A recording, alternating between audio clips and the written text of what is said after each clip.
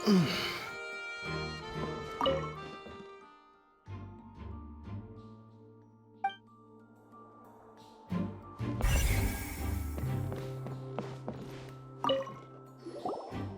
this is the rope that broke and caused the water tank to fall. The rope looks pretty durable. How can it be burned through so quickly by fireworks? Why are you suddenly so serious, Traveler?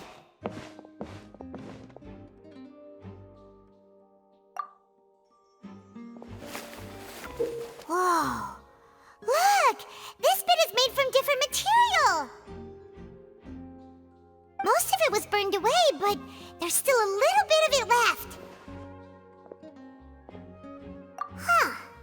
So if a rope meant to hold something was made with that kind of material in it, then that means... Wait! Why don't you write all this down? Let's take notes!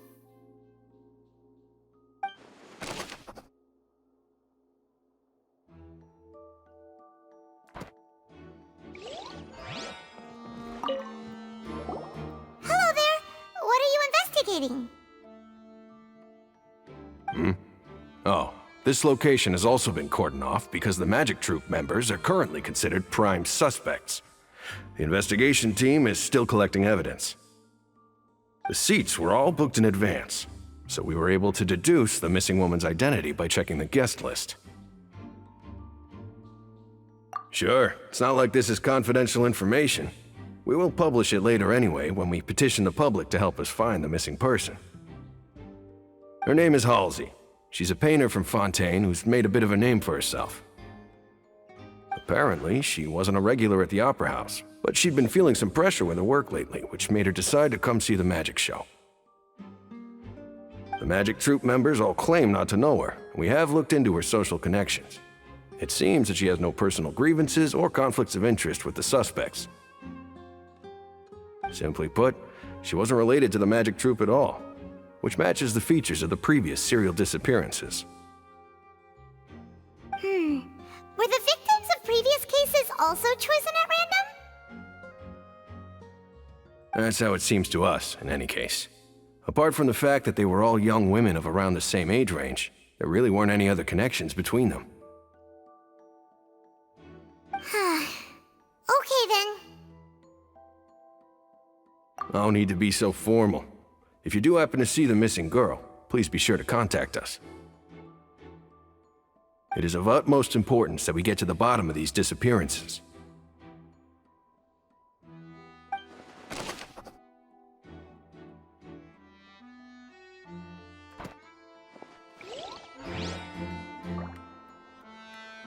If you do encounter Ms. Halsey, please contact the guards immediately.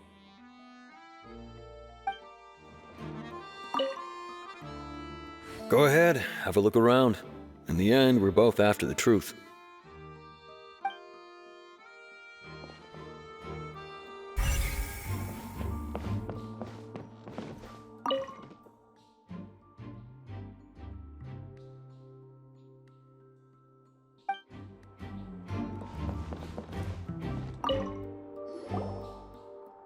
The investigation team has some new findings. Turns out there's an issue with the random number selector after all. See, I told you. What if the machine picked some big guy's seat? You think the murderer would have still made his move then? Sorry to interrupt, but we're helping Linny and Lynette with their side of the investigation. What were you saying about the number selector? There's something wrong with it?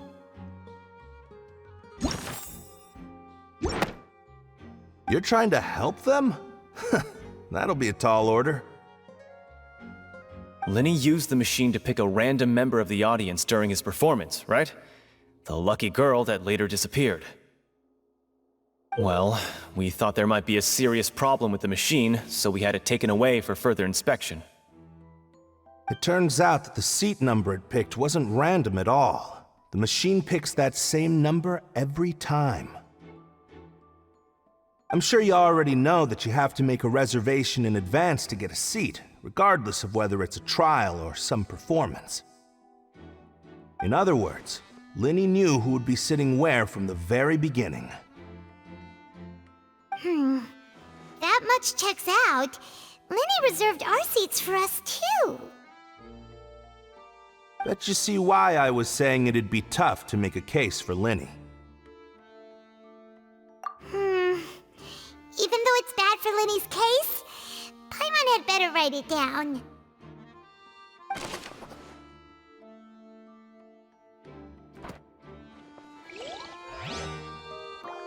Linny's magic tricks were the stuff of legends, but the way he did this crime, he should have stuck to doing magic.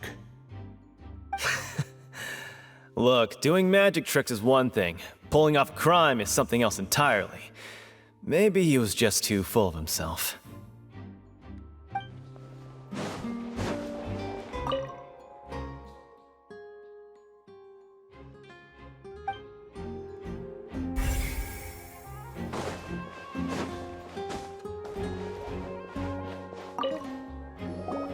I see that you're investigating the area. Well, it just so happens that I'm interested too. If you find any new and interesting leads, be sure to share them with me, all right? We don't have too many thoughts yet. Then why don't I tell you my hypothesis first? The way I see it. And I'll start it with that loud thud. The thud? Oh, you mean the sound that happened during the countdown?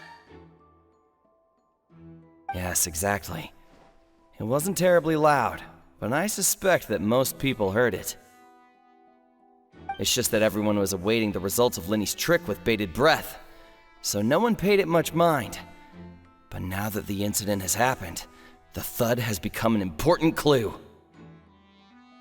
That makes sense. So, what do you make of it? I'm of the opinion that it may have been the sound of Linny's accomplice, Lynette perhaps, jumping atop the water tank or something like that. And when the pyrotechnics went off, she cut the rope, sending the water tank crashing down. But wasn't the noise we heard too loud for that? Perhaps the balance wasn't right, leading to a particularly rough landing. Oh, that's true. I suppose I must reconsider. That does remind Paimon, though. What was with that sound?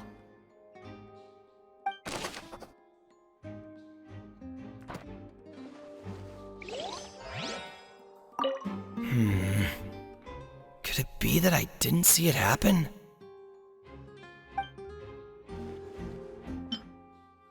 Whoever the murderer was, they must have made preparations well beforehand.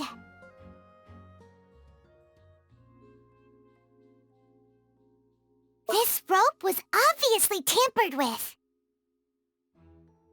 People needed to register and reserve a seat for the show. That, combined with this number selector, could allow you to pick a young lady instead of some old fogey.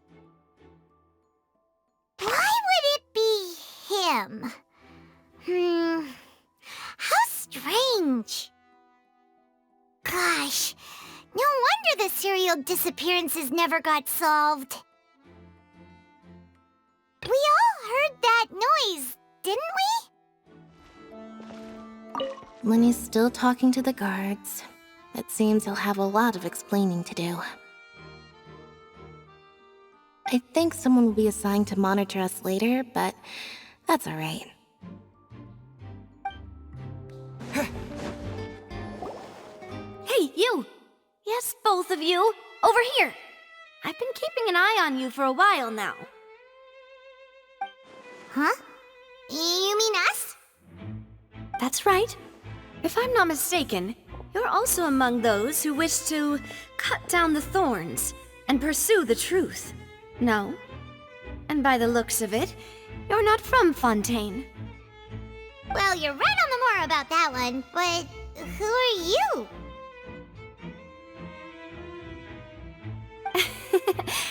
Have you never heard of the Spina di Rosula?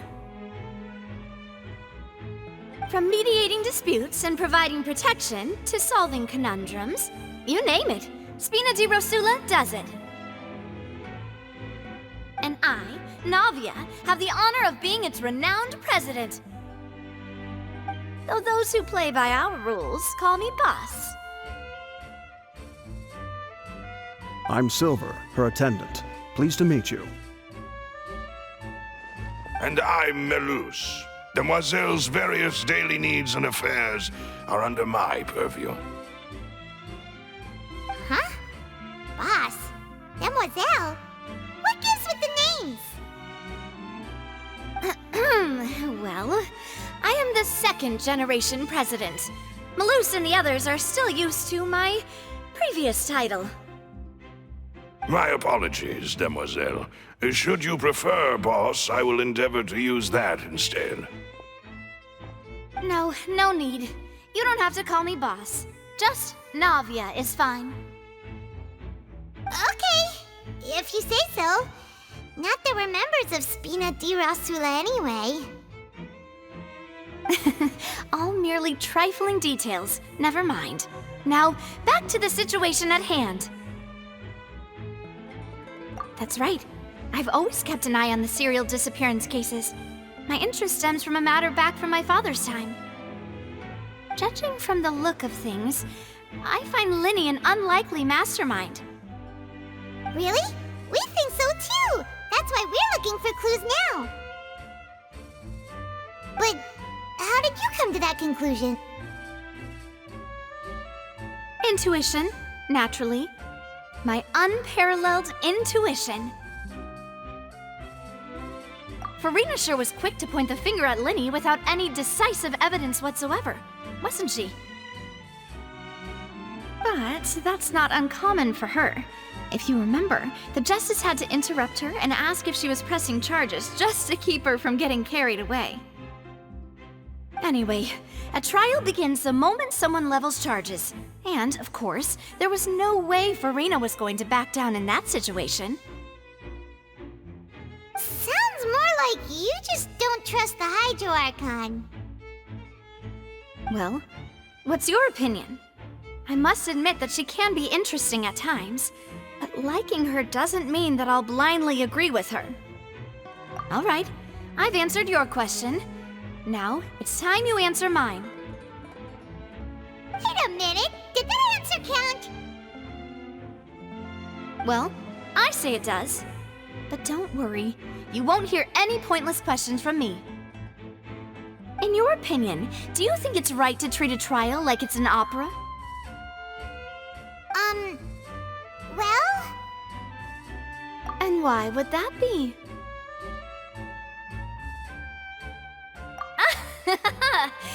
See, Silver and Melus? I told you they'd be different. Most astute of you, Demoiselle. I too think that the Traveler's response was most excellent. No matter how wonderful the script or how fervent the audience's expectations may be, the trials that go on stage here must be based in fact. And if that can be done, boss, then... All right, that's quite enough, Melus. Anyway, I like your answer. You passed with flying colors. Now, I need to make some preparations, following which our joint investigation shall commence. You two shall be my assistants. Wait! Since when did we become assistants? Oh, well, I can be the assistant, sure. Or your companion, if you like. I'm really not that fussy. That's more like it. Far be it from me to brag, but I believe that Demoiselle's intuition will be instrumental in uncovering the truth. You wish to save a friend from false accusations, and we wish to unravel the disappearances. In this sense, our goals are aligned. You have a point. You're quite the talker, aren't you, mister? And what about you over there? What do you think? You seem like you've got something on your mind. I have nothing to add. Oh, alrighty then. We'll be making some preparations first. Just be sure to let us know if they start revealing Lenny's tricks. Thanks!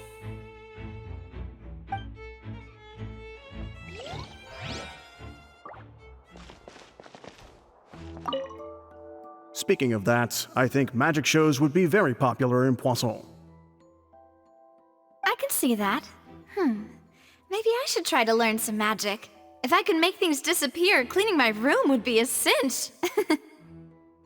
You need not worry about such things, demoiselle. That falls under my duties. Oh, right.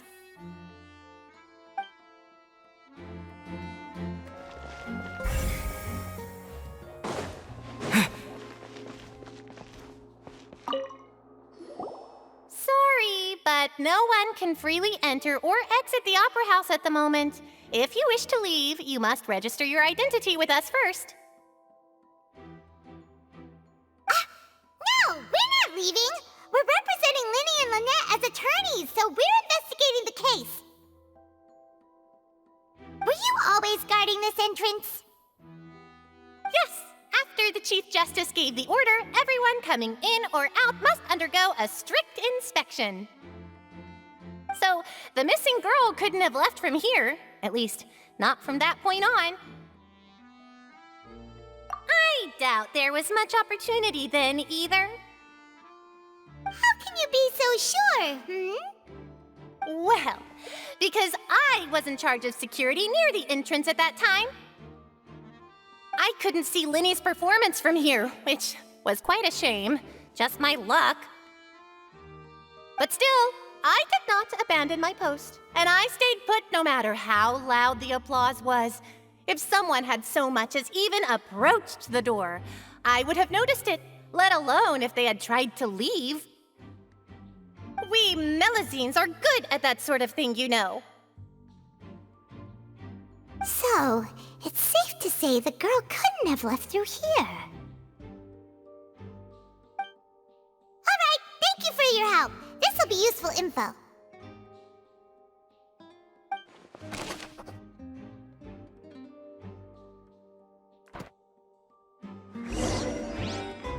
We've checked everything of note here at the performance venue.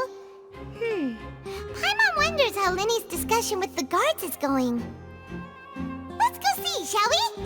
Ooh, things are getting interesting, huh? We're about to see how magic is made.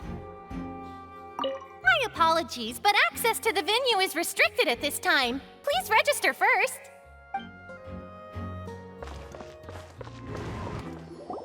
Understood. Then I will be going with you. Just so you're aware, I will be monitoring your actions and making notes as necessary. Very good. Thanks for being so agreeable. I'd pull a rose out of my hat as a gift for you if I could. You may spare the pleasantries. I'm just doing my job. You've arrived. Who's this? Me? I'm Spina di Rosula's guardian angel. If you've got a problem, I've got the firepower.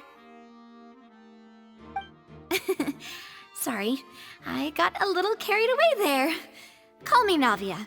I'm a partner of theirs, and will be helping investigate this whole situation.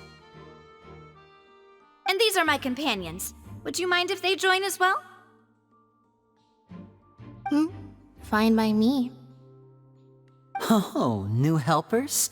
I would be most grateful. Well, let's just say we're tagging along. It's not every day you get to see the secrets behind magic performed on such a large scale. I appreciate your kind interest. Come with me. We'll be heading below stage.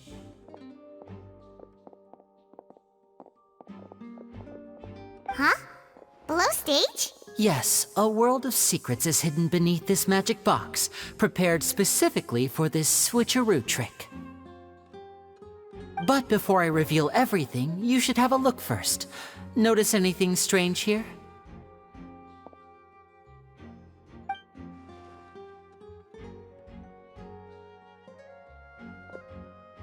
I'm not trying to be dramatic. Remembering the details of a trick will help you understand the methods used to perform it more easily. Huh. Weren't there balloons and other decorations here? Where did all that go? Ah, good eye. That said, you're still far from discovering the answer. The back? You mean the inside of the door? What's different about it? Paimon didn't notice anything. Very good indeed. I thought you might not be able to catch that, given that you were sitting in the first row. The back of this door was patterned. Those patterns are now gone, replaced by a smooth wooden board. So, if you put 2 and 2 together, what do you get? Exactly. All right, let's go. I'll tell you how it works as we head down.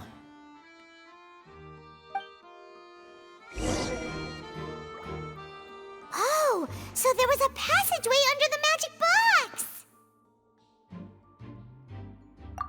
box! I knew you'd figure out most of it as soon as you saw this place. The 2 magic boxes are positioned right above the 2 entrances of the tunnel. See this flatbed trolley? The box with the lucky audience member in it would be shuttled over to the other side using the trolley. This trolley can raise and lower and even rotate, ensuring that the box will face in the right direction. I see. So that's the purpose of the box inside another box. Precisely. The inner box would descend after the audience member was put inside and be moved along the trolley, all while the outer box would remain on stage as if nothing had ever changed. So that's how you did it! Once the box was lowered, the trolley would store some energy through this device here, with which it would complete the rest of the steps. The audience member would only be able to feel some slight movements in the dark, and by the time she walked out, she would already be back on stage. Right! You were talking that whole time, and you even came out for a moment near the end! Ah, yes. A phonograph operated by Lynette was used to achieve that effect. My assistant and I had already scripted our conversation beforehand. When the countdown began, I had already gone to the opposite box via a tunnel using that ladder. And what about Lynette? Where was she? I was in the mezzanine space in the back of the box. Oh, interesting! That's how we were able to coordinate Linny's lines with the assistant. And, by the way, I was the one who walked out of the box at the end. I mean, we are twins. All it takes is a change of clothes and no one can tell who's who. And that's my favorite part of this trick. Only Lynette and I can perform it. So that's how it all worked! Wow! Every detail you revealed was more amazing than the last! Lynette would briefly walk out of the box and then go back in, jumping into the tunnel and escaping before the box on the trolley could finish ascending. And then I walk out of the other box in the audience area, and the trick would be complete. The operative word here being would. But as you saw, Cal was in the box, not our audience member. She, on the other hand, mysteriously vanished. We really don't know how that happened.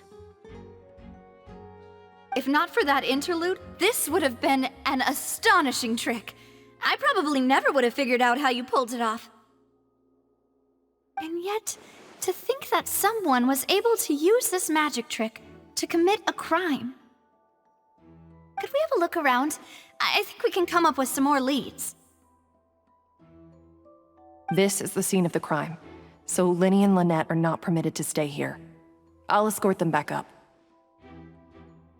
Yes, of course. No need to be so strict now. I won't disappear into thin air, you know.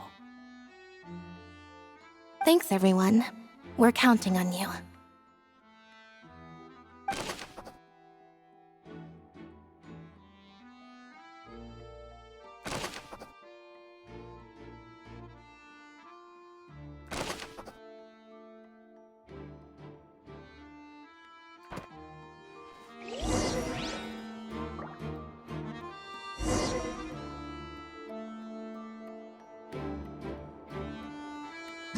Whoever the murderer was, why would it be? The performance would not have been visible from where the doors were guarded. If Paimon were on duty, she would have snuck back into the audience seating. Well, there was no chance Paimon could have seen that the box had 2 layers. And that's why only the 2 of them can perform this trick. Digging a tunnel just for a magic trick? Whew, that must have been a lot of work.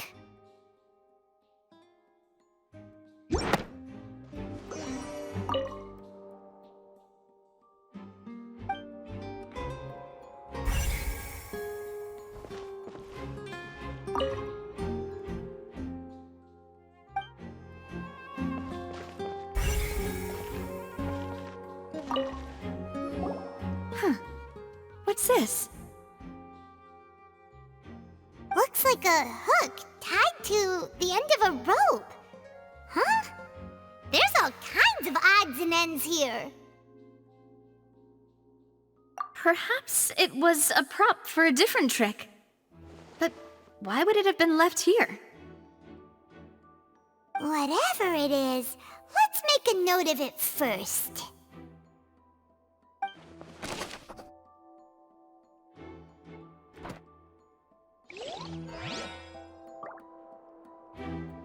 Why would it be whoever the This is probably a prop, too.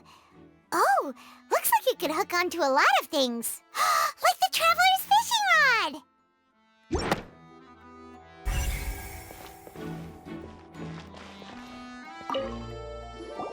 The floor is wet. Please be careful not to slip. Speaking of which, why would there be water here? Oh, Paimon knows!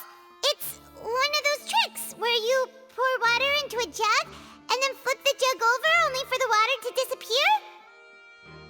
And here's a broken vase. Huh. Did the trolley knock it down while moving? That can't be. The trolley moves along tracks from start to finish. It couldn't have hit the vase at this distance. Let's note this down too and think about it later.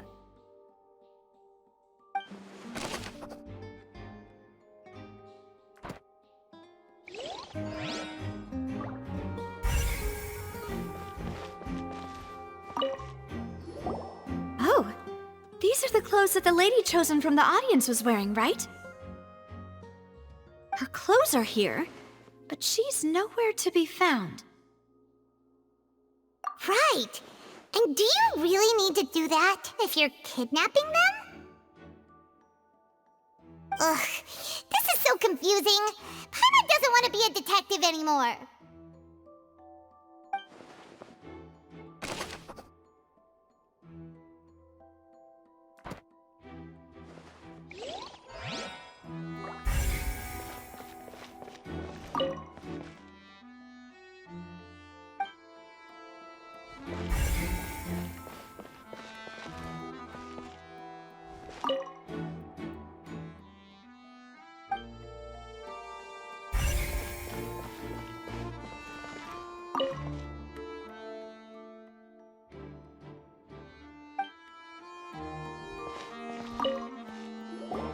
What is this place?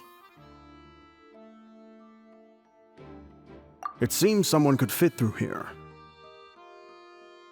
Huh. Could this have been the suspect's escape route? Alone, perhaps. But if they had to pull another person with them, the space would be too narrow. But there are no other ways in or out of here.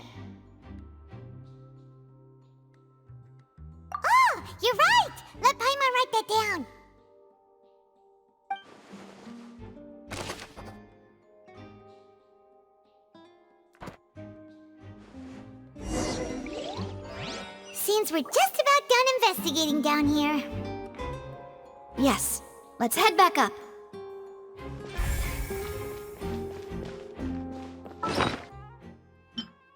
Whoever the murderer was... this flower vase is probably a prop for the show. But it also could have been used in the crime. Paimon doesn't get this at all. You think about it for a bit, Traveler. Why would it be him? That size wouldn't have been a problem for Paimon.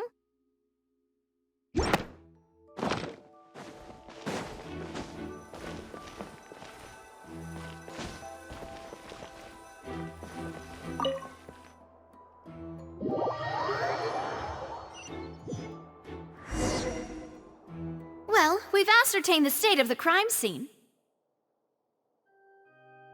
Let's find a place to sort out our findings once Malus returns.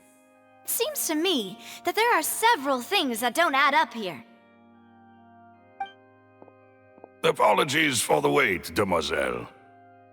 So, what did the guards say? Did the criminal escape through the vent? They believe the odds of that are very low, since the vent leads to the Opera House's basement. The guards have checked the area carefully. No one left through the basement during the performance or after the incident, and no one was found hiding there. So the tunnels become like a secret chamber then! You know, like the kind you usually see in novels. The plot thickens. Halsey's disappearance and Cowell's death are both quite inexplicable. No wonder Farina was so confident in her accusation. All the current evidence points toward Linny and Lynette. In other words, the charges are very likely to be upheld unless we make some considerable progress. Charges and then trial. So if the charges are upheld, they'll announce a sentence? That's right. This is how a trial goes in the Opera House. During the proceedings, the Chief Justice and the Oratrice will hear statements from both sides. That's right. This is how indemnitium is produced.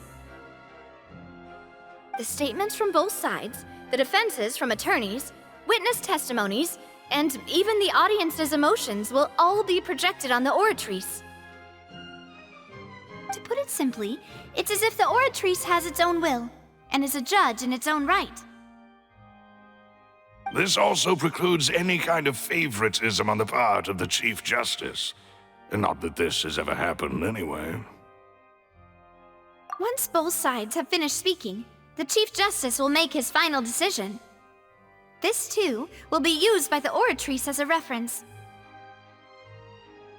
Then, finally, the Oratrice will be consulted by officials. The result it returns is the will of justice itself. Huh? So that machine is the one that actually decides? Paimon thought Neuvillette called the shots. In practice, there is very little difference. Both have always come to the same judgment, which is why people have great faith in the Chief Justice. Ah, yes, the guards also asked me to convey that none of us will be allowed to leave this place before the trial. Huh? Why? Because we've chosen to act as the twins' proxies. That makes us persons related to the case. They're concerned that we might be colluding with outside parties, or that we might find outside help to disrupt the case. And even if that were not so, it could prove problematic if we happen to spread key information about the case ahead of time. I'm ready to break out at any time. Whoa! There's no need for that! Paimon thinks they have a point. That said, are they providing food? Of course. I just hope you don't mind the lack of options. I'm afraid that catering to all tastes is not in the cards, nor is any guarantee of balanced nutrition. In that case, let's just sort out our findings together here. Pity. I was hoping to take you to try some of Fontaine's famous desserts, too. I mean, what better way to properly think through our findings than over some tea and sweets? Huh. Breaking out suddenly doesn't seem like such a bad idea after all. Just kidding, just kidding. Paimon will still do her best, even if there are no snacks. What do you mean, no snacks? Of course we'll have snacks. If we cannot buy some, then we'll simply make some. Huh? Here? But how? Understood, Demoiselle. Everyone, please come with me.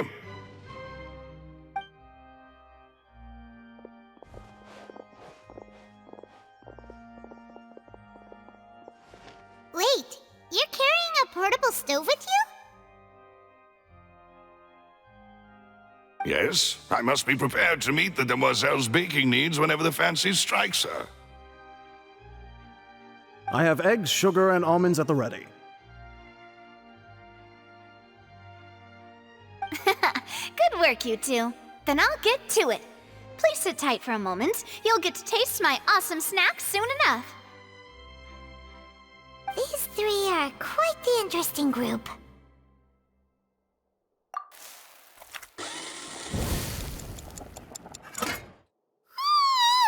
And Paimon thought it smelled good while it was still in the oven!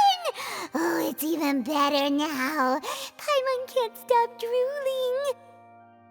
From the way you had these two guys carrying all that stuff around, Paimon thought you'd have them do more during the baking process. But you ended up doing the entire thing by yourself! Beating the egg whites, grinding almonds, everything! I was applauding. And I was giving encouraging smiles. Paimon was just thinking, aren't you worried about getting your fancy dress dirty beating egg whites and baking like this? Well, I don't think it's carved in stone anywhere that fancy ladies can only read books, sip tea, ride horses, and play the piano. I just really enjoy making snacks. Don't underestimate beating egg whites, by the way. It's a real arm workout. You also need to beat them to just the right consistency, or your macarons will crack. Anyway, give these a try, fresh out of the oven. There's 3 for each of us. Only 3? Well, eating too many sweet treats might send all that sugar to your head. You wouldn't be able to think clearly about the case on a sugar rush, would you? Tea is ready to be served as well. This is Demoiselle's favorite, strong black tea with a floral fragrance that clears the mind and lifts the spirit. No need for concern. I'm merely doing as I should.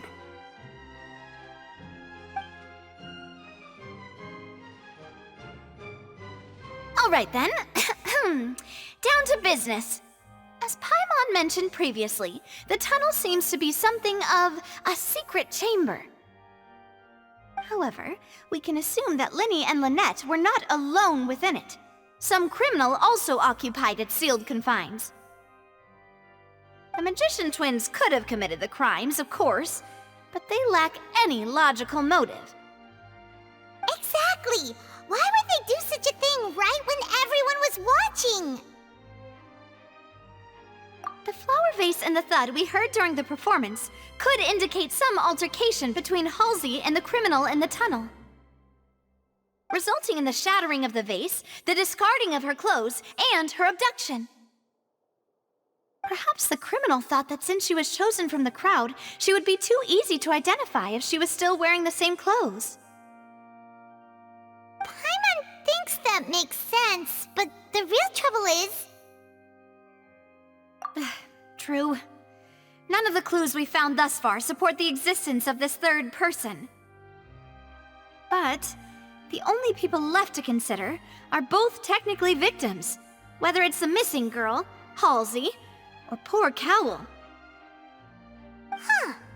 Could Halsey have secretly made modifications to the magic props in order to murder Cowell before making her escape?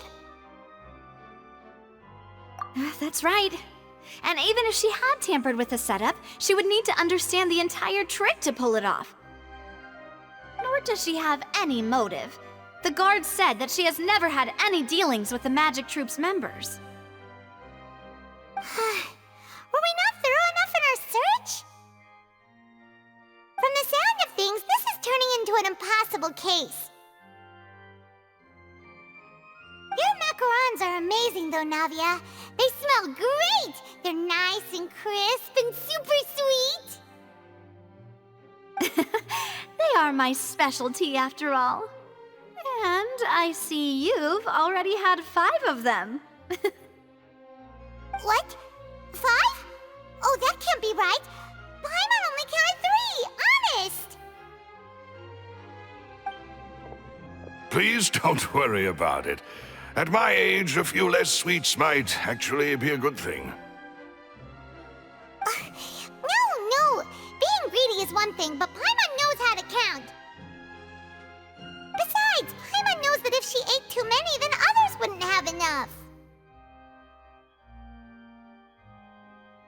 Wait, even you don't believe Paimon? How could you? If Paimon ate those 2 extra macarons, then may they turn into stone in her stomach! All right, we get it. Well, I suppose one of us might have gotten too engrossed in our chat and eaten them by mistake. No big deal. Maloose, set up the stove again, if you would. Huh? What are you doing? Making sure everyone gets 3 macarons, of course. Exactly. We don't want to trouble you. As you wish, demoiselle. And I have the egg, sugar, and almonds. Well, this really is your hobby, huh?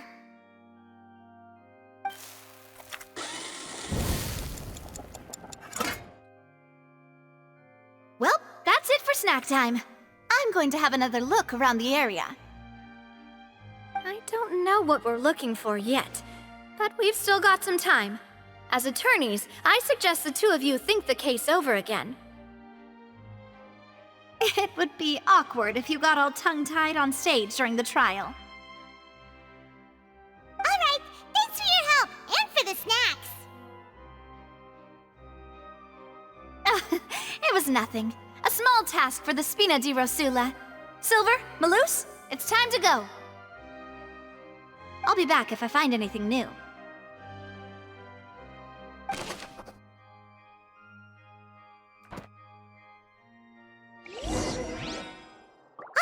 It's time to put our heads together.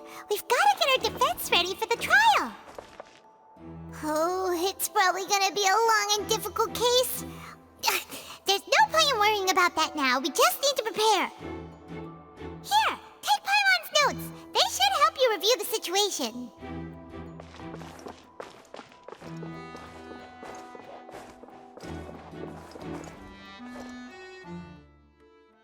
There was no third person. And Paimon didn't eat more than 3 macarons either.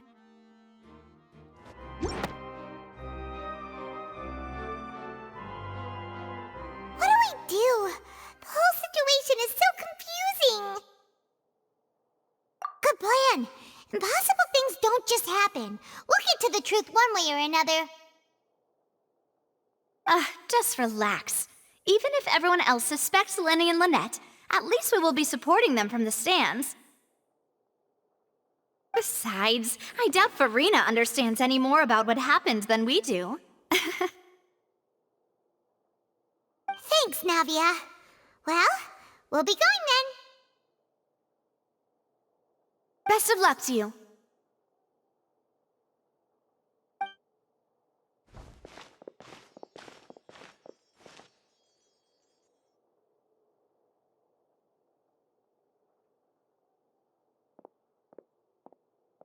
Ah, finally, you're back. Well, how did your investigation go? To be honest, you might be disappointed. No. We're already very grateful that you were willing to help. Well, now, don't Don't you all look disappointed? Don't tell me that your investigation came up empty-handed. That was to be expected, of course. The guilty can never produce proof of their innocence. But don't let that stop you. I shall be terribly disappointed should you, my most anticipated foe, concede so easily. Since both parties are present, I declare that the trial regarding the magic show incident is now in session. Firstly, in order for the audience to understand the causes and results of the incident, could we please have Mr. Linney explain the trick? Yes, of course. I will explain while Lynette demonstrates on stage. All the necessary items have been prepared.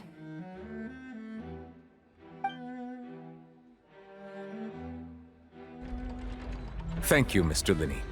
In that case, I take your statement to be that you ran to and remained hidden within the magic box in the audience stands once the trick began, and thus could not have committed the crime. Is this correct? Yes, that's correct, Your Honor. In that case, I call upon the prosecution. Lady Farina, do you wish to refute his statement in any way? Why, of course I do. Allow me to take the first shot and break this case wide open. Mr. Linney is clearly lying. There is no way you could have been in the box the whole time if you were to abduct Halsey and murder Cowell. In fact, I'd say you were hardly in that tunnel at all. That is simply your hypothesis based on the presumption that I'm guilty. Oh, is that so? And if I may ask, what did you hear while you were inside your box? The roaring countdown of the crowd, of course. That's how I kept track of the time and built anticipation for the finale. And you didn't hear anything else at all? Nothing that might leave an impression of any kind? No, nothing. I see. But when the count reached 30 seconds or so, there was a thud. One so loud that I believe practically everyone heard it. Huh? Hey, hang on. Something's not right here.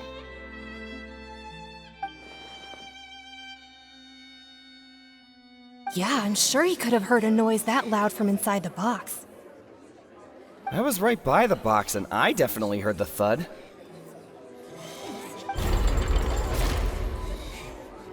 Look at those scales. Could those mean... Well then, ladies and gentlemen, allow me to use the words of the magician himself. You never know what can happen in the blink of an eye. Indeed, it seems his alibi can also collapse in the blink of an eye. Of course, I have armed myself to do far more than smash your alibi. Confidence cannot go unfounded, and my foundations are rock solid. Tell me, aren't you and Lynette actually from the House of the Hearth? The House of the Hearth?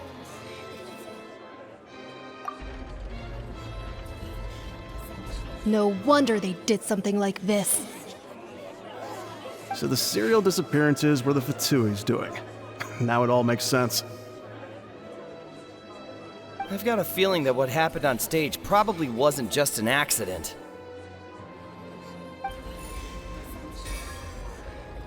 That's irrelevant. Our identities have nothing to do with what happened. Indeed. Then perhaps you could tell us everything that happened during that 1 minute.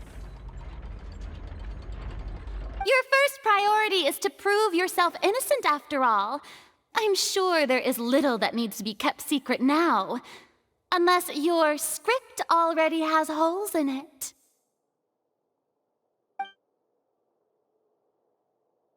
The Outlander is speechless. My, oh my, don't they look flabbergasted?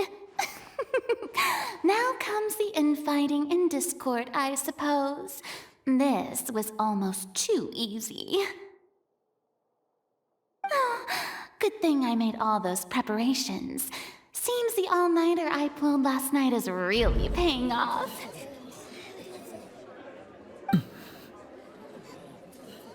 Hey, Linny, why didn't you tell us this before?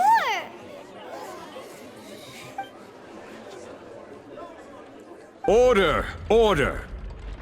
Mr. Linney, allow me to re-establish the facts.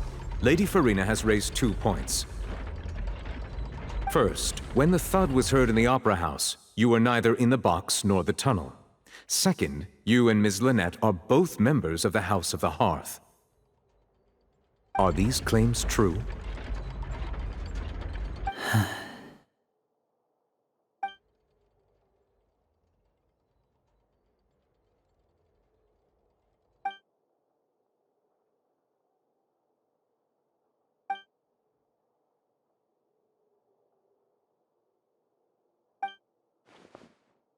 Please answer my question, Mr. Linney. I'm sorry. Yes, they're true, Your Honor.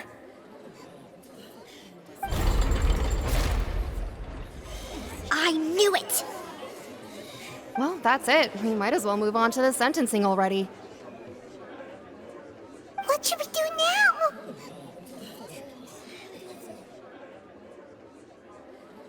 Granted.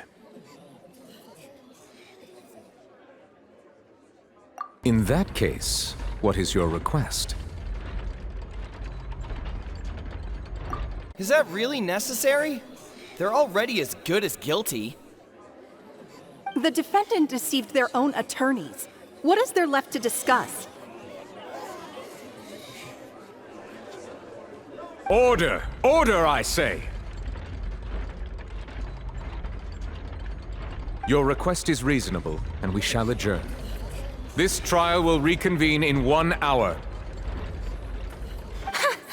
So you would stick to Mr. Linney's defense even after knowing what you do now?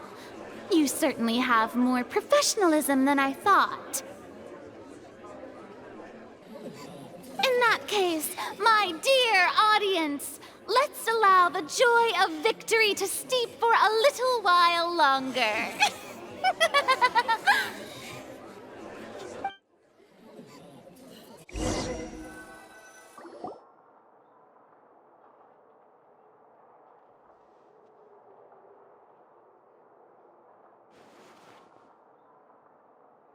Well, this is awkward. I didn't think the Hydro Archon would dig all that up. I'm sorry, Traveler and Paimon. Yeah, sorry. Ugh. Paimon doesn't know where to start. We trusted you two. We based our entire reasoning on the assumption that you weren't bad guys. Not to set the wrong tone or anything, but Paimon's really mad! I'm very sorry. I know you're angry, and reasonably so, but please, let me explain. I know you've clashed with the Fatui several times before. I wouldn't be surprised if just hearing the word is enough to make you upset. But our organization is very, very large, and the Harbingers have very different personalities and goals. Right now, we want to save people. As many as we can. That's right. I'm sure we're on the same page when it comes to this nation and the disaster that its people might face. I knew if it weren't for our respective identities, we could become good friends. That's why I didn't wish to flat out lie to you, but chose to hide some details instead. The truth is very important, but being completely transparent about everything would see us spending more effort than we need to. Right. So, you be the judge. Heck, if I were you, I fear that I'd even struggle to trust me at this point. You met a Fatus who works as a magician, a trickster by trade. All by coincidence, too. But still, I'm asking you to trust me. I am no criminal. At least, not in this case. Sorry. Please forgive us. Well, you both say that, but... Right, let's hear your answer first, and no lies now! Of course. I'll answer any question you ask. We've been trying to find out how the Oratrice operates. We want to know why it has a consciousness. Why can it deliver sentences accurately? During our investigations, we learned that the machine's core is beneath it. From that moment on, Lynette and I have been designing this box swap trick with the objective of getting close to the core. Is that why you needed a whole minute? That's right. In truth, the audience would take about 75 seconds to count down from 60, while I would only need 15 to get to the opposite box. So, after jumping into the tunnel, I accessed the Opera House basement via the vent, and went to investigate the room in which the core is stored. That air vent was created during the construction of the tunnel specifically to execute this step. Well, nothing. As soon as I reached that room and was about to investigate, I heard someone's voice. Which should have been impossible, of course. I was quite certain that I was the only one in the room. That voice seemed to recognize me and tried to speak to me. I chose to err on the side of caution and retreated the way I came. On the way back, I saw the broken vase and the clothes on the ground, but the countdown was almost finished, so there wasn't time to give it any thought. After that, the homicide occurred just as you saw.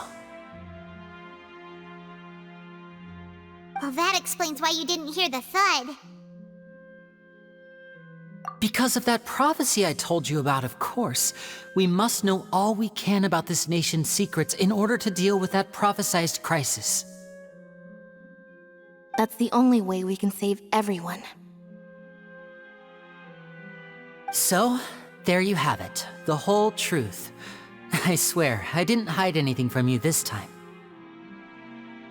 It was never my wish to proceed under this cloud of mistrust either. But like I said earlier, you can be the judge.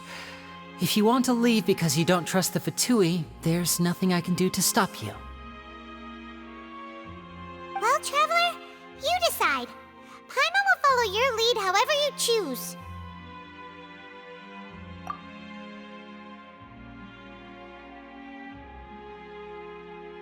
Okay, thank you. Thanks for giving us a chance. The current problem is that the scales are tipped pretty badly against you two. If we want to refute the Hydro Archon's accusations, we're gonna need a seriously watertight defense. Huh? Oh, Paimon thinks she gets what you mean.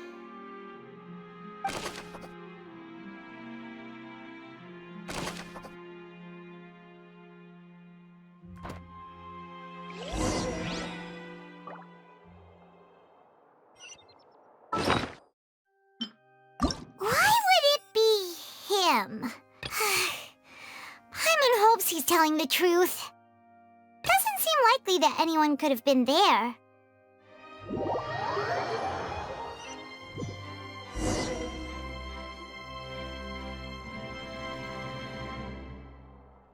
Both parties have returned to their positions.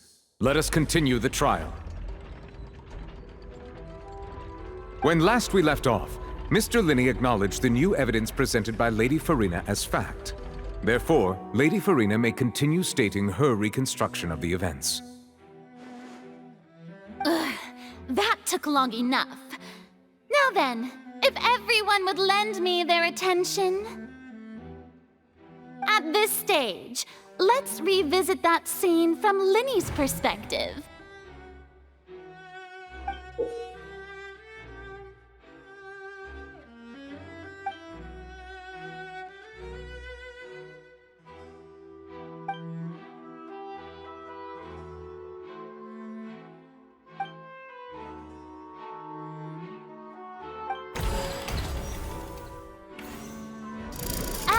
countdown began, he entered the tunnel.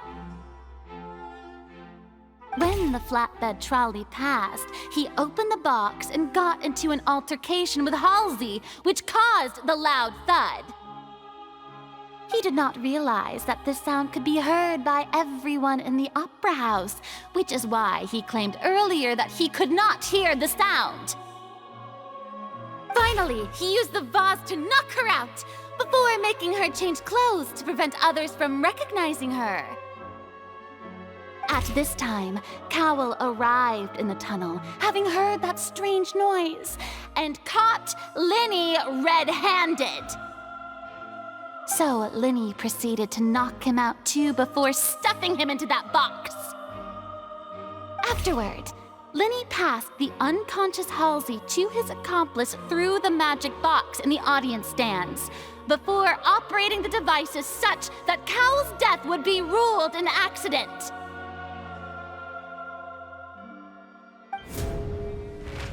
And there you have it. That's the truth behind what happened. Does the defendant's side have any objections to Lady Farina's description of the events? The key to refuting Lady Farina is the order of events, what Linny experienced and what he saw.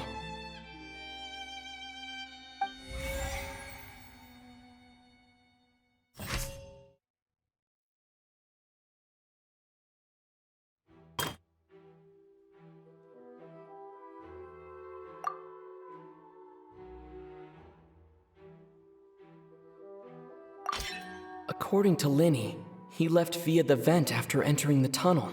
He couldn't have had that altercation with Halsey.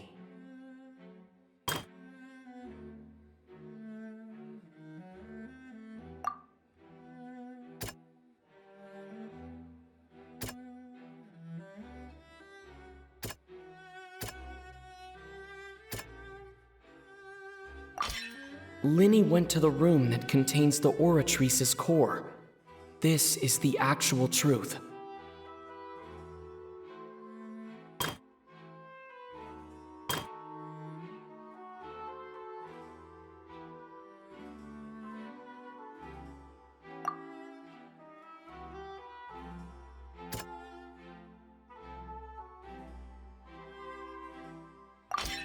Linny did not take part in the underground altercation. He only witnessed traces of the aftermath. Attention! Ace Detective Paimon has something to say! When the countdown started, Linny did indeed go into the tunnel. But he immediately used a vent to access the Opera House basement, which is where the underground core of the Oratrice is stored. Once he reached that area, he heard a voice in what should have been an empty room. Since he felt something was amiss, he returned immediately. The crime scene had already developed by the time he reached the tunnel again, and in order to complete the magic trick, he did not remain there for any length of time. Finally, he reached the surface, and that was when the accident happened from his point of view. Therefore, he's innocent!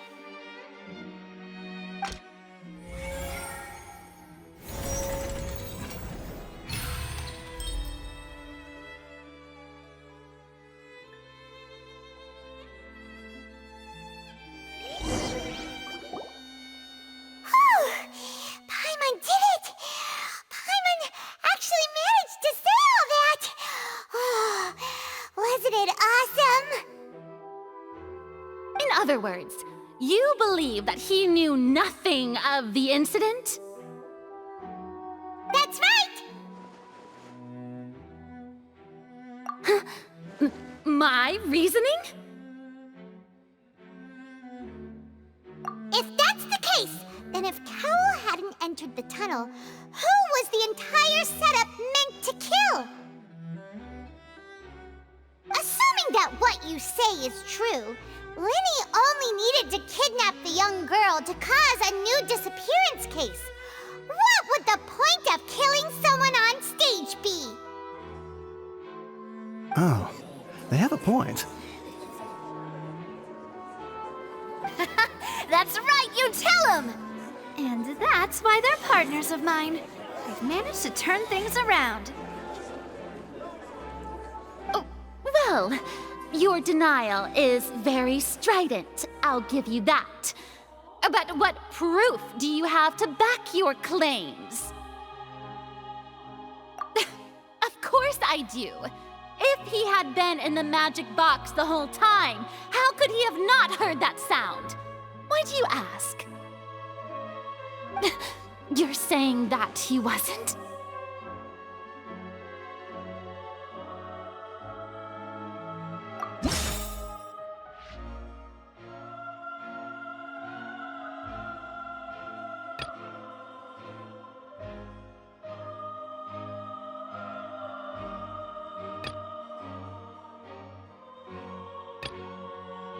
That's right!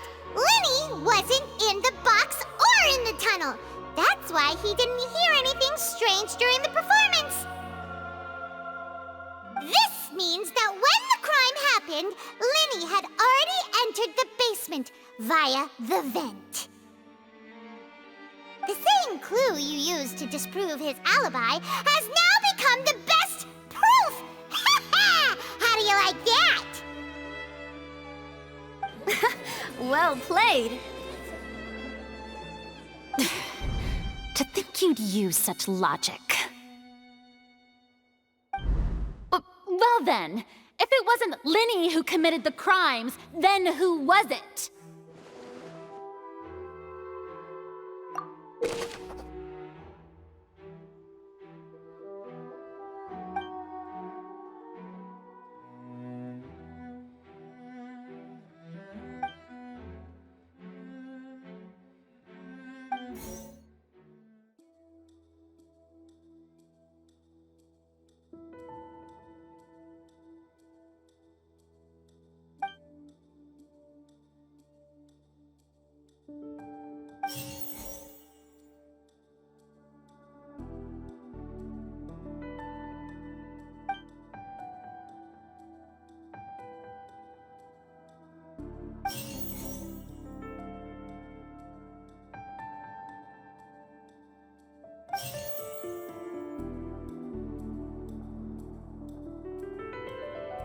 The deceased's name is Cowell, Linny's assistant. He would have been able to tamper with the equipment. Halsey is the missing person and an ordinary audience member. Or did she have her own scheme all along? Could there have been a third person involved? Is that really a possibility? The deceased's name is Cowell, Linny's assistant. He would have been able to tamper with the equipment.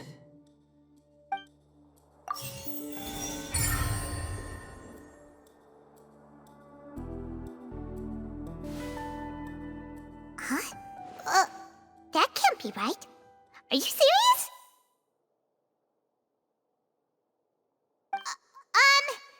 The killer was, in fact, Cowell, the deceased!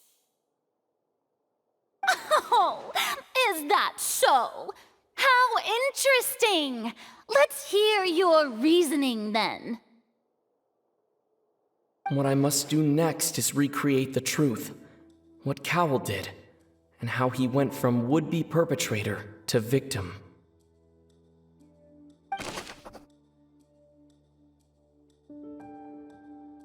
No one entered or left the Opera House through its entrances. So where would the criminal have wanted to take Halsey? The deceased's name is Cowell, Linny's assistant.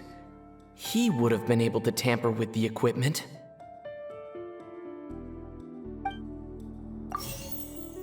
Halsey's clothing was in the tunnel, so there must have been some fear that she would attract attention.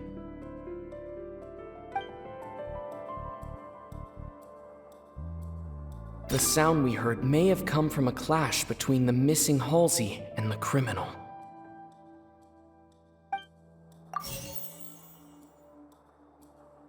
Linny was not in the tunnel at that moment.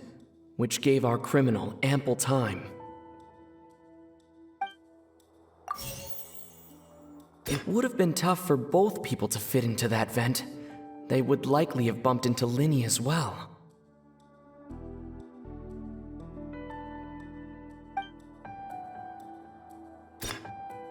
The sound we heard may have come from... No one entered or left.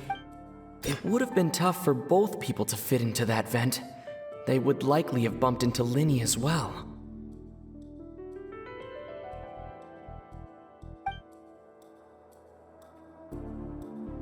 Halsey's clothing was in the tunnel, so there must have been some fear that she would attract attention.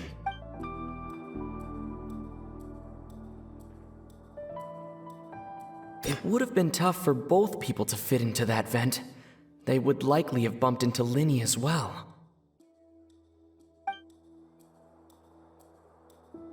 Halsey's clothing was in the tunnel.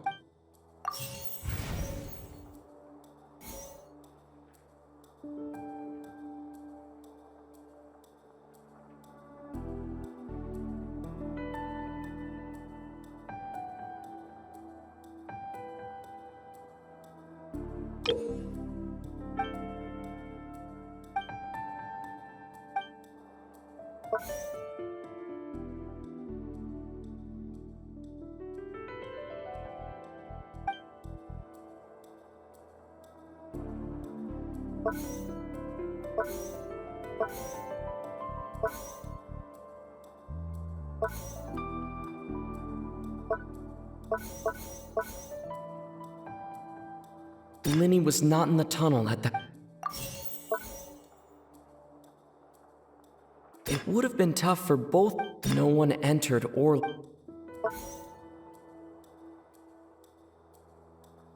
The deceased's name is Cowell.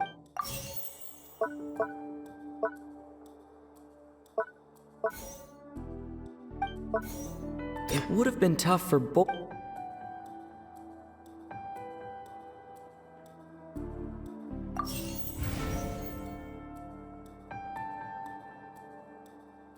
No one entered or left the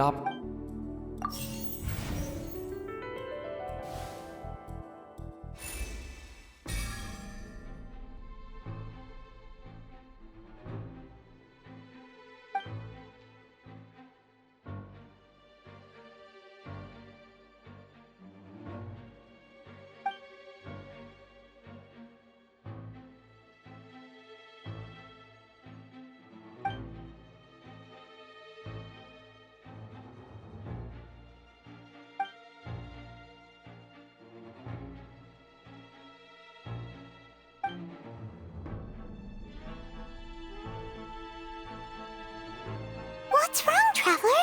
Are you still having trouble figuring things out? I see how it is. So this was all just a bluff. And here I thought you had something to show for it.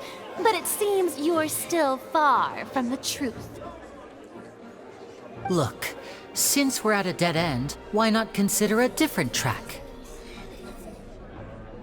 Just like the trick as it transpired, the end result must have been utterly different from the magician's initial design. If only we knew how Halsey disappeared.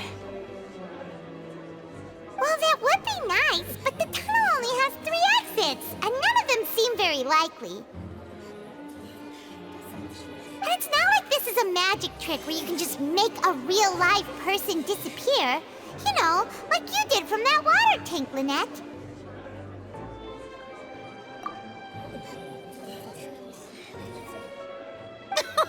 Excuse my interruption, dear opponents, but do you not see that the crowd is growing impatient? There is no greater sin in this opera house than an awkward delay in the performance.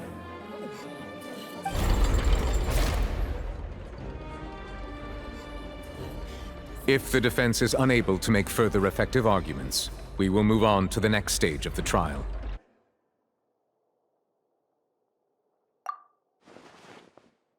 Linny was not in the tunnel at that moment, which gave our criminal ample time.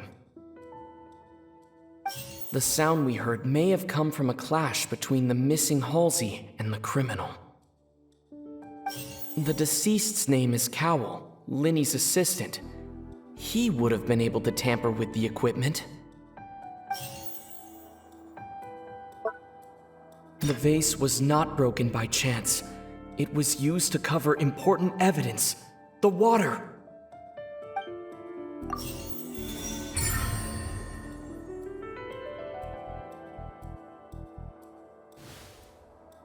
Oh, Paimon gets it! It all comes together if Halsey disappeared instead of being kidnapped. Lynette escaped from the water tank, vanishing gradually and leaving only clothes behind. If there's a similar method where a person could be transformed into water... Oh, just a moment, please. I do hope you know how preposterous you sound at the moment. How could a person ever be transformed into water? This is reality we're talking about here, not some magic trick. Must we really? I should think that of anyone. Your friend Linny already knows this truth very well. Magic tricks are ultimately just illusions and misdirection. But Halsey's disappearance is very real. We're talking about two completely different things. Even so, I trust the Traveler's judgment. The truth must be out there somewhere. Perhaps some new line of reasoning may open if we try to gather all the focal points that don't make sense. Since Cal was the deceased, we haven't placed much attention on him. But given that we aren't making much progress with the case, it wouldn't hurt to have a look at his belongings, would it? People really do come up with all sorts of harebrained schemes when at the end of their rope. The way I see it, your suggestion that we broaden the scope of our investigation is nothing but a tactic for stalling the trial. Nevertheless, I believe that this is a reasonable request on the part of an attorney. Since the trial does indeed appear to be at an impasse, I believe that additional evidence may help us make more progress. Guards, please step into the lounge and examine the personal effects of the deceased, Cowell.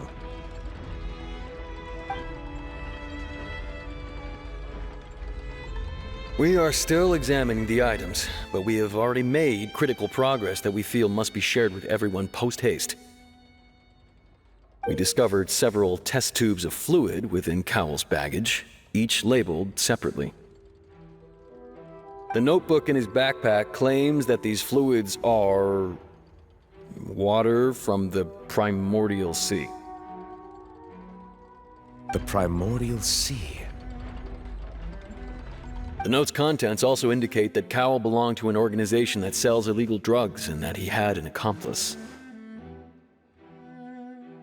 The notebook has many entries concerning safe usage of these fluids, in which the keyword dissolve appears many times. One of these tubes was labeled Opera Epiclese, along with yesterday's date. It is empty. The notes also state that these dissolution properties work exclusively on people from Fontaine. It's likely that Halsey was chosen as some sort of test subject. As such, we believe that the defense's hypothesis is, in fact, supported by sufficient evidence. You've got to be kidding!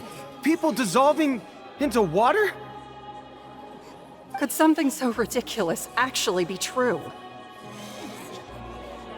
Wait a moment. This reminds me of a certain prophecy, but it's just a coincidence, isn't it? Huh.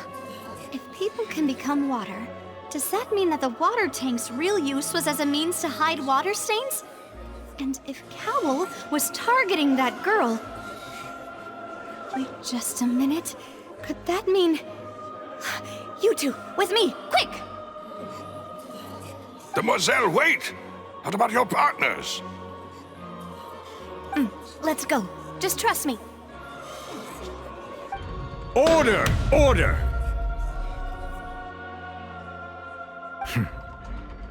It is undeniable that further examination of the deceased's personal effects has yielded some surprising results, but we cannot yet verify the veracity of these clues.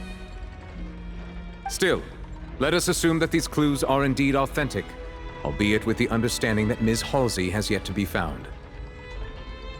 Guards, please continue examining the items along these lines.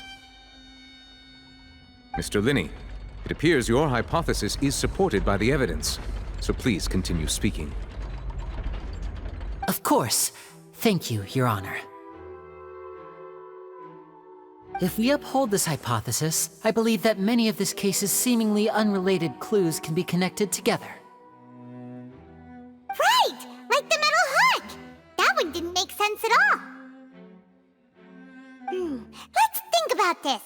Cowell's methods must have something to do with that water from the primordial sea.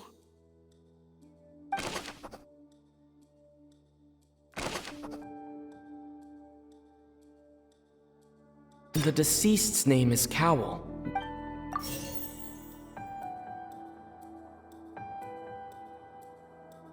The rope that held the water tank up was lit by the fireworks and snapped. As such, the focus here is on the water and not the tank.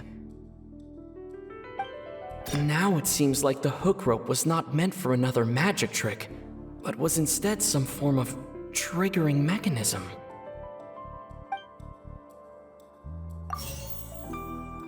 The water from the primordial sea should already have been prepped before Halsey entered the magic box. Lynette was in the magic box on stage the entire time. Did she have something to do with this? I remember there was something else within the inner layer of that box.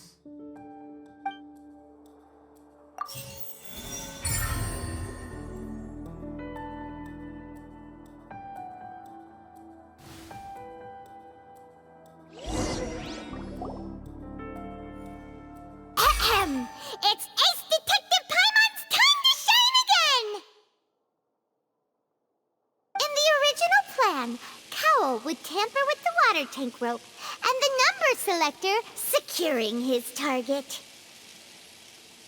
When the magic box containing Halsey was lowered, the metal hook would retract gradually and pierce the balloon at the top of the box. When the balloon attached to the box popped, the water from the primordial seed inside it would pour down and dissolve Halsey. Afterward, Cowell would enter the tunnel and break the flower vase to conceal the water inside the tunnel, with the remaining evidence being covered up by the water tank on stage. But he encountered something unexpected in the tunnel, and wound up being fatally hit by the same water tank he meant to use to cover his tracks. Huh. That does make sense. That actually links together a lot of the more confusing pieces of evidence.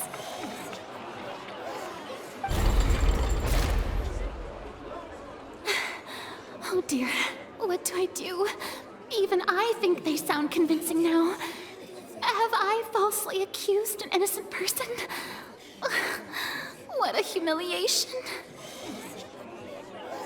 Now, it seems like the only point of contention remaining is the exact circumstances that led to Cal's death. His notes mentioned he had an accomplice who could be related to the situation.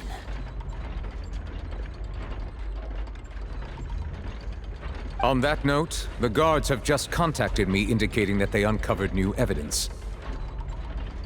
I shall now invite him on stage to share it with us.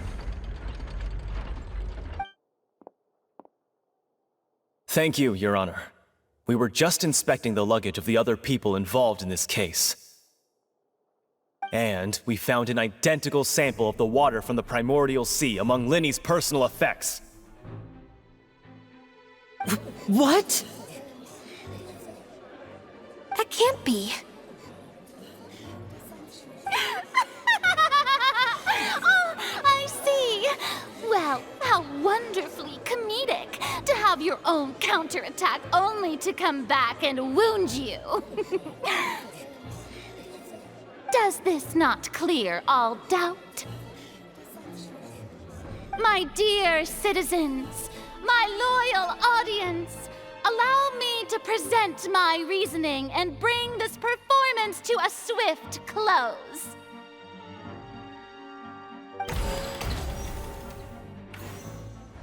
Linny did not need to take part in the dissolution of the young woman at all.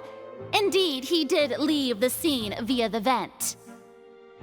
Having made modifications to the props beforehand, his accomplice Cowl then caused Halsey to vanish using the water from the primordial sea. But upon his return, in cruel avarice, Linny desired sole credit and prepared to do away with his partner in crime. Ultimately, he knocked Cowl out, and the tool meant to cover the crime up also became a murder weapon. Now, as much as I regret having come to such a viciously straightforward conclusion, it does seem that the famed Fatui is quite the cold-blooded and ruthless organization. Am I right, Mr. Linny? We've used up all the evidence we collected. There's no way for us to make a rebuttal here. Is this the end of the road?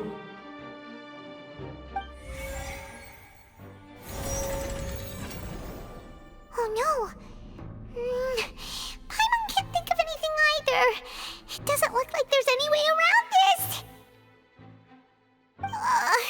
Seems using the water as new evidence was too good a move.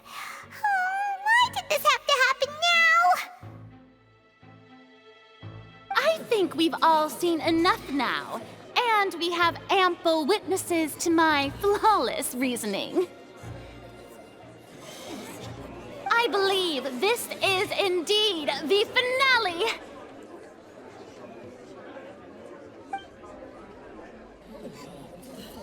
Now then, my good, noble Chief Justice, should we not, in your view, move...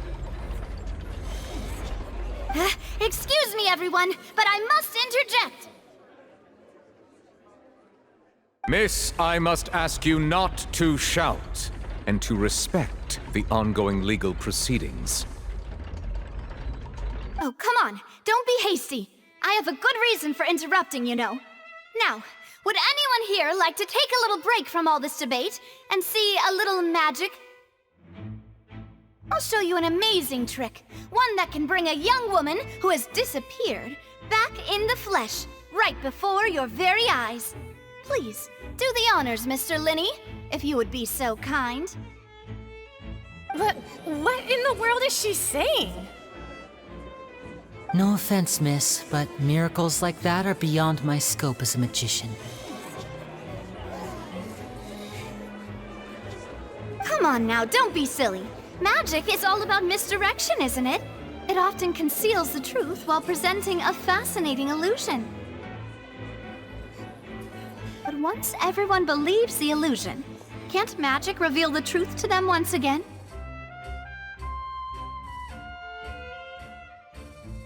And wouldn't such a trick be the most marvelous finale to today's performance? Come on, Linny and Lynette. Give it another go. Don't worry. Spina di Rasula has made the necessary arrangements on your behalf. But, as the magic makers and stars of the show, I think I should leave the final performance to you. I understand.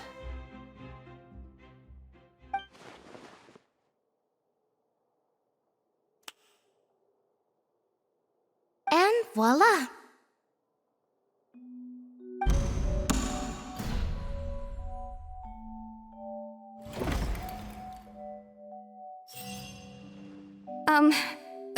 Sorry for the interruption. Wait, isn't that Halsey? So the whole thing about people dissolving wasn't true after all? To be clear, I'm only here because this person told me that if I testified, the merit of doing so would lessen my sentence. I was hiding outside this room listening to the proceedings because I was afraid that I would be the one put on trial. I was just feeling happy that no one had noticed me, and then before I knew it, she caught me. That'll teach you to underestimate us three. Where should I begin? I'm sorry. I'm the one who killed Cowell. I admit it. What? Why? Firstly, my name isn't Halsey. It's Lillian, and I'm originally from Mondstadt. I heard that Linny's show was gonna be a real thriller, but I missed the chance to buy a ticket, so I stole one. That's how I make a living. I steal stuff here and there, and I'd never been caught before. But I was noticed at the harbor a few days ago, and I barely got away. Linny was the one who caught me in the act. Hey, no wonder you look familiar. So you were the thief! Liddy even mentioned that you were pretty skilled. Well, and I thought that would have been the end of it, but then the number selector chose me. He even mentioned the Fortress of Meripede. That's a prison, isn't it? So you can imagine how shocked I was. I thought he was onto me for sure. So I played along with the show while looking for an opening to flee, but then I got water poured on me for no reason, and then someone jumped into the tunnel to nab me.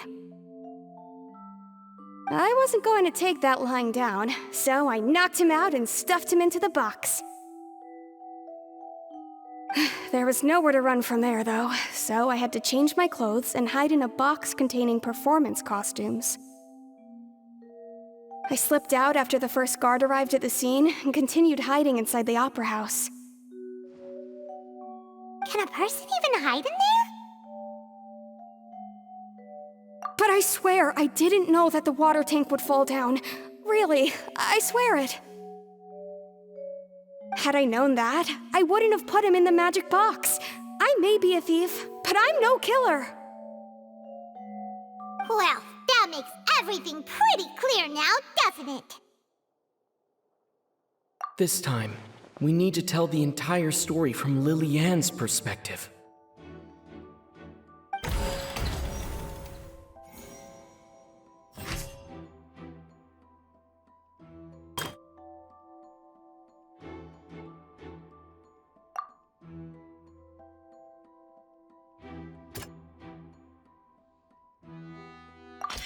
The strange sound wasn't from a fight. It was Lily-Ann's attempt to break out when she was frightened.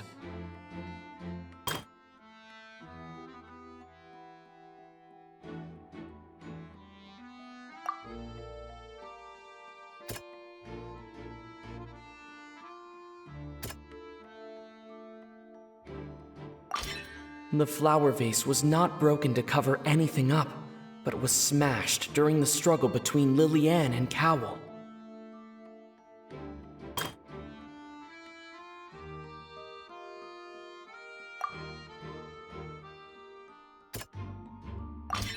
Lily-Ann was afraid that she would be recognized if she left, so she changed clothes and hid, biding her time. Just what one might expect of an experienced thief. And it's Ace Detective Paimon time! Having been selected out of the blue, Lily-Ann panicked. Her panic only intensified after she entered the tunnel and had water poured on her head. So she kicked the door open, producing the thud we all heard. Hearing the commotion, Cowell leapt into the tunnel, only to discover that Lily-Ann had not dissolved. He did not know that Lillian was not from Fontaine, but was a thief who made her way in by stealing a ticket. Mistakenly believing that the water from the primordial sea needed time to take effect, he tried to force Lillian back into the box. The two broke the flower vase during the struggle, but Lillian came out on top, knocking Cowell out and putting him in the box. With no way of escaping, she changed her clothes and hid in the costume trunk until the performance ended.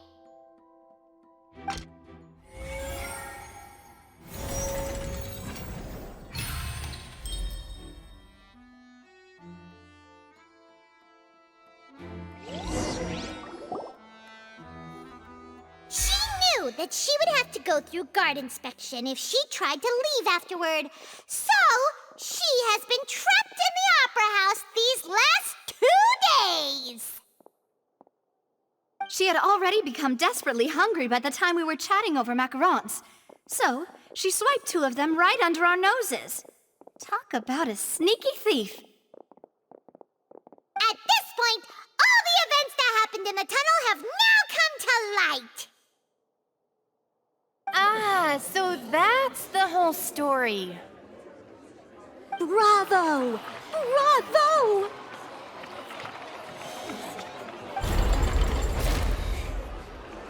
Now then, Lady Farina, do you wish to speak against the defense's statements?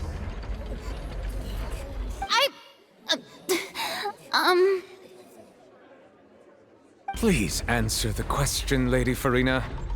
Also, if I may add, the trial has not yet ended. As such, I request that the prosecution not leave the room before the proceedings have concluded. What? Are you reading my mind now? No, I have no further arguments. I admit defeat. But really, could you at least have left me with some dignity? Wow, look at that! She's like a deflated balloon now. If there are no objections, then as the Chief Justice of Fontaine, I shall once again repeat the full sequence of events. The actual perpetrator of the serial disappearances, Cowell, selected his next victim from the audience reservation list. With some modifications to the selector, he could ensure that the pre-selected young woman would be chosen. To cover up any evidence while committing the deed, Cowell thought of allowing the water tank to fall, which would conceal the water left behind after the young woman was dissolved. He also tampered with the rope suspending the water tank, using the fireworks at the end of the performance to cause the tank to drop and hide the watermarks. He poured the water from the primordial sea into a balloon during the preparation of the magic box and stuck it to the box's lid. Finally, he passed the prepared hook on a rope through the gap in the magic box's door when bringing the young woman to said box. When the magic trick officially began, the box containing the woman was lowered into the tunnel, tightening the hook rope and bursting the balloon containing the water. If all had gone to plan, the young woman would be dissolved at this time. However, Lillian was not from Fontaine, and thus fled the box with a loud noise. Realizing that there was trouble, Cowell entered the tunnel and met Lillian. Thinking that the waters had not yet taken effect, he decided to proceed. However, his opponent was more capable than he thought, and he was overcome, knocked unconscious, and placed into the magic box, and thus became his own final victim. Lillian, according to her own statements, then changed clothes and hid until the performance ended, before hiding in other parts of the opera house. As for Linny, he was in the underground structures within the opera house, and was thus ignorant of these happenings. From this reconstruction of events, we can conclude that Linny, the accused, is in fact innocent. Hooray, Linny and Lynette! Amazing! While there is much in Linny and Lillian's conduct that should still be investigated separately, this case, at least, can be handed over to the Oratrice to make the final decision.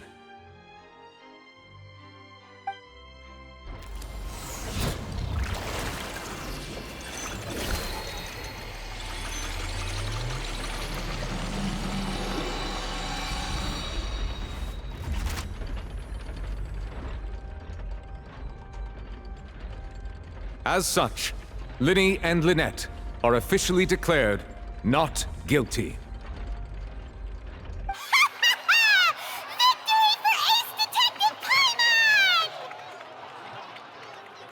Great work, partners. Thank you all. Thank you so much. Next, I think we deserve an explanation, Guard Vaughn. How did you find the water from the primordial sea in Linny's baggage? Right! Your discovery caused me to make a serious mistake, you know. Or was that not a discovery, but false evidence that you dared to bring before this court? I suspect that the accomplice mentioned in Cowell's notes was not Linny, but you, yes?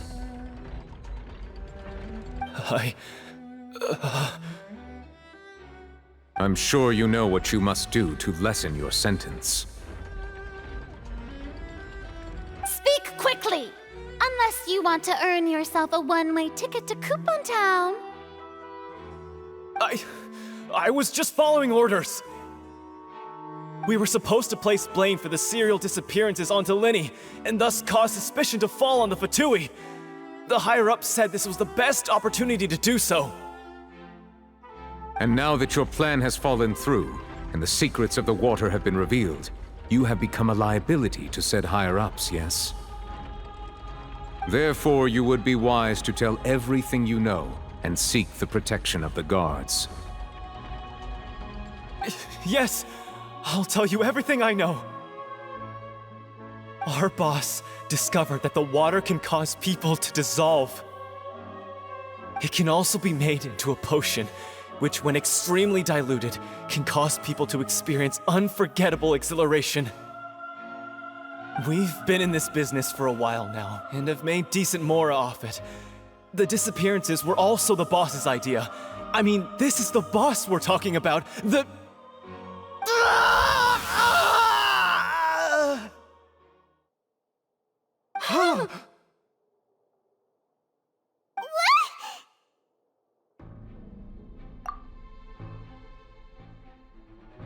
And now he can no longer talk. Such ruthlessness. I shouldn't have expected any less of them. An outrageous act. All present, please submit to inspection immediately.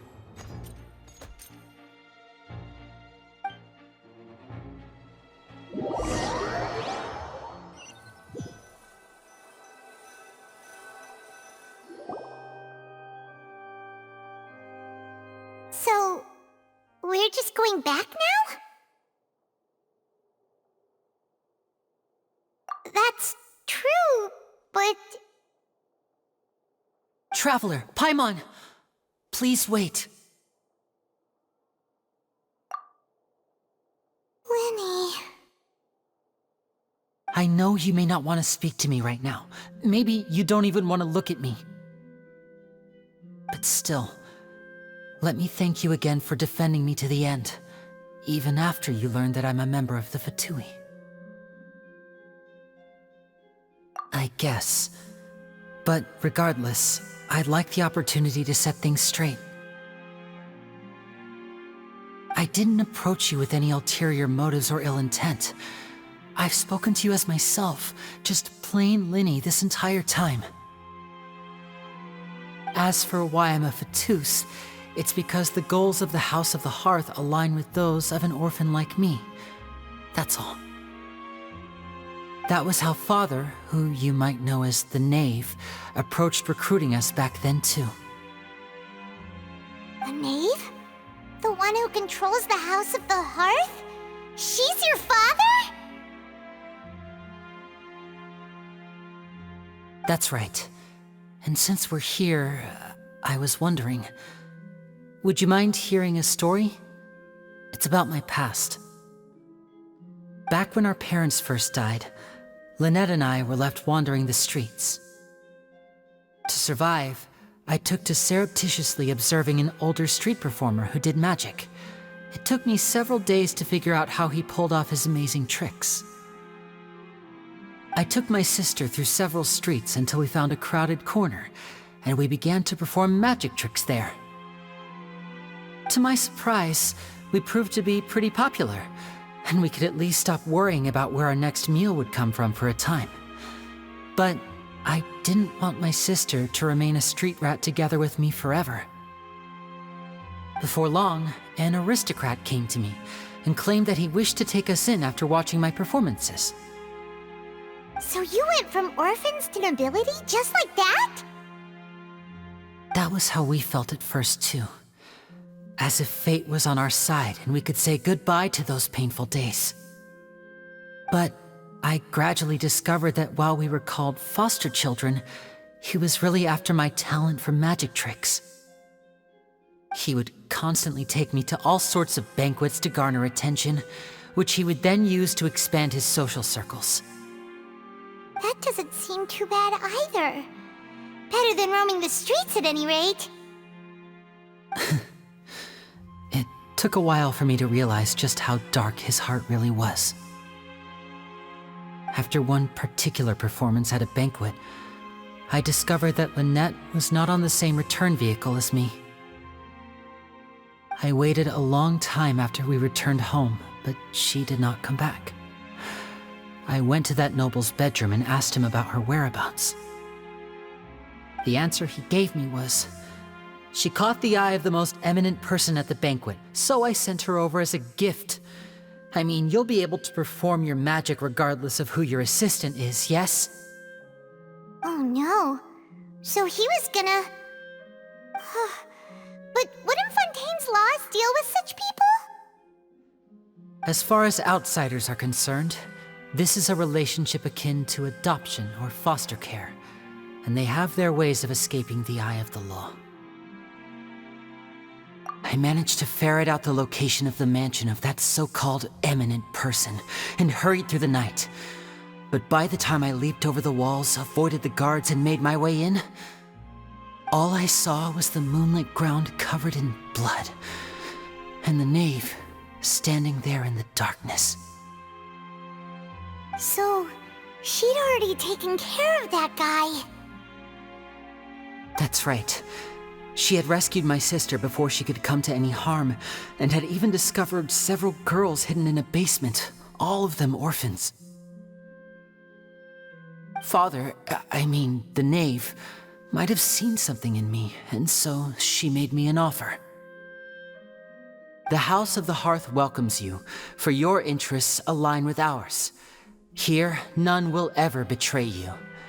Indeed, betrayal shall never be permitted here. I was hesitant to trust her.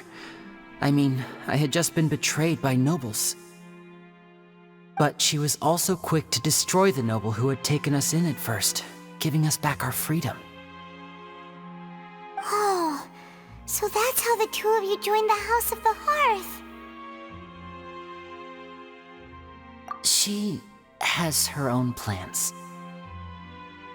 She has gained permission from the Tsaritsa to first use the Gnosis' power once she obtains it. She plans to use it to find a way to break the prophecy and save Fontaine. So, she believes in that prophecy too? That's right. The whole House of the Hearth is currently working to combat that crisis. Today's case has also proven that people from Fontaine can indeed dissolve into some sort of water, thus further supporting the prophecy. All of us house members here, Lady Arlecchino herself included, are from Fontaine. We won't give up on defending our homeland. To us orphans, the only connection we have left to this world, apart from our family, is our homeland.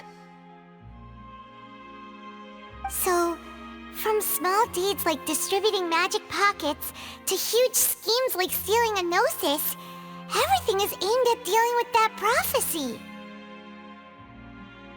It's all right. I understand. The only thing I can do is relate all this to you. I just hope you can understand that even as a member of the House, I have never stopped making my own decisions, and that I believe what I'm doing is right. If you should need anything at all in the future, feel free to find me. I will do my best to help you, as plain Linny.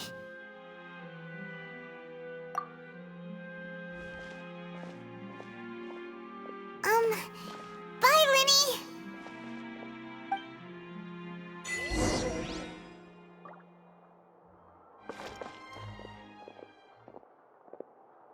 Hey there! What was with the disappearing act you pulled right as the trial ended? Were you looking for us, Navia? Well, this whole thing isn't exactly over, is it? I do feel that we're getting closer to solving the serial disappearances case, though. Don't you think so, too? Huh? What's wrong, my dear partner?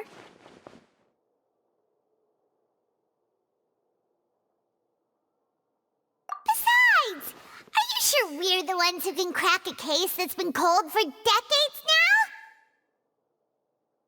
And given that there's new evidence from the trial, there should be a trail of breadcrumbs for the Hydro Archon's people to follow now, right? Ah. I see. Well, I won't lie. I'm a little shocked to hear that from you. But I suppose you are just travelers who have only arrived in Fontaine after all. Sorry. I might have been too presumptuous. Don't say that, Navia. Ah, and we were having so much fun investigating with you, too. It was like having new waters flowing into a stagnant mire, causing new hope to spring forth, and the reflection in the murk to become clearer. Sorry about that. I'm a bit prone to nostalgia. Don't mind me. Wait, shall we have a farewell meal? You know, to commemorate our time as partners? Huh? Do we really need to get that formal? Well, guess you really did treat us as partners, huh? Well, I'd just like to have a proper ending to every important memory. That way there are no regrets later. Anyway, it would just be a meal, so it shouldn't take up too much of your time. You don't have to twist Paimon's arm. If Boss Navia's treating, count Paimon in! Oh, wonderful. In that case, why don't we return to the Court of Fontaine and head to the Hotel de Boer?